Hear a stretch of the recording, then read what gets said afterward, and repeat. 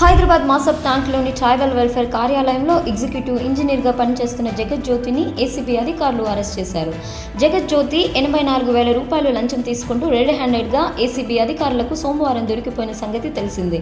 అనంతరం tribal welfare EE Jagajyothi ఇంట్లో ACB అధికారులు తనిఖీలు నిర్వహించారు. ఇంట్లో ఎక్కడ పడితే అక్కడ నగదు ఉన్నట్లుగా అధికారులు గుర్తించారు.